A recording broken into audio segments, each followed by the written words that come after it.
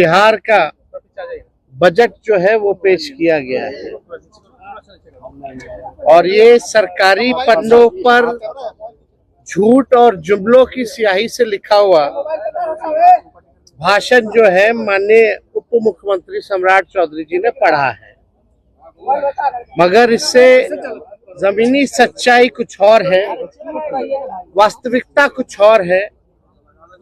और पूरी तरीके से जब हम लोगों की सरकार 2015 में महागठबंधन की थी,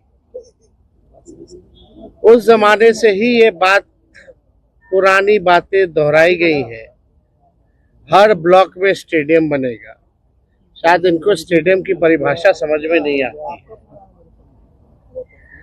है। आज तक 10 सालों में या इतने सालों में आज तक जो है किसी भी प्रखंड में ढंग का स्टेडियम आज तक नहीं बना है।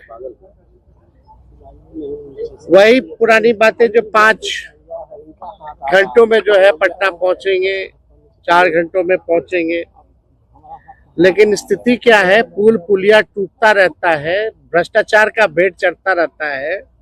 एक पुल मेगा जो पुल जो बन रहा है वो एक बार नहीं 3-3 बार टूटता है, फिर भी किसी पे कार्रवाई नहीं होती। हम लोगों को बिहार की चिंता है और इन लोगों को सरकार बचाने की चिंता है। हम लोगों को लगा कि इस आखिरी बजट में जो इस मौजूदा सरकार जो एनडीए की सरकार है नीतीश कुमार जी के नेतृत्व में, ये इन लोगों का आखिरी बजट है। अब ये लोग दोबारा सत्ता में आने वाले लोग नहीं। आखिरी बजट में हम लोगों ने कल मांग भी की थी कि 200 यूनिट फ्री में बिजली किया जाए, किसानों का जो ऋण है वो माफ किया जाए, उनको फ्री में बिजली उपलब्ध कराया जाए। माई बहन मान योजना के तहत कम से कम 65% ऐसी महिलाएं जिनको खून की कमी है। बिहार प्रदेश में सबसे ज्यादा बौनेपन के शिकार जो होते हैं बच्चे हो रहे हैं पूरे देश में। इनको कम से कम 2,500 रुपया प्रति माह जो है वो दिया जाए। हम लोगों की मांग थी कि गैस सिलेंडर को जो है 500 रुपया कर दिया जाए। वृद्धा पेंशन, विधवा पेंशन, दिव्यांगों का पेंशन 400 से बढ़ा करके ये 1500 रुपए कर दे। लेकिन इसमें कहीं भी इस मौजूदा बजट में इस एनडीए की सरकार ने ध्यान नहीं दिया। लेकिन आखिर कब तक नहीं करेंगे? हम लोग हमेशा इस लड़ाई को लड़ेंगे और इनसे जो है नाक रगड़वा करके भी करवाना पड़े तो महिलाओं के खाते में उनको आर्थिक न्याय दिलवाने का काम हम लोग जरूर करेंगे। आप बताइए, 3,17,000 करोड़ का बजट इन्होंने बताया है भाई। 3,17,000 करोड़ का। टेक्निकल हम बात अगर पूछे तो सरकार को रेवेन्यू तो आ ही नहीं रहा, राजस्व तो मिल ही नहीं रहा, तो ये अचानक से 3,17,000 कैसे पहुंच गया? जब बिहार को रेवेन्यू ही नहीं आ रहा है तो ये 3,17,000 कैसे पहुंच गया? बात है कि ये इन्फ्लेटेड बजट है। बढ़ा चढ़ा करके अगर बोलना ही था तो 3 लाख क्या, लोग 5 लाख बोल देते हैं, 5 लाख करोड़ करेंगे। तो इसका कोई मतलब नहीं है। पिछले बार भी जो बजट में इन लोगों ने घोषणा किया था, कौन सा काम जो है इन लोगों ने पूरा करने का काम किया है?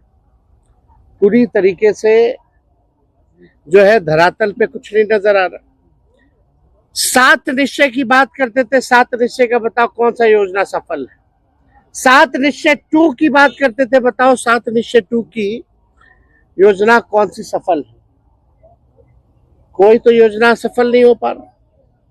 ये पूरी तरीके से बिहार के हित में ये बजट है ही नहीं। ये केवल कागजों पर जो है ये बजट जो है केवल रह जाएगा, जैसा कि हम लोगों ने पूर्व में भी देखा है।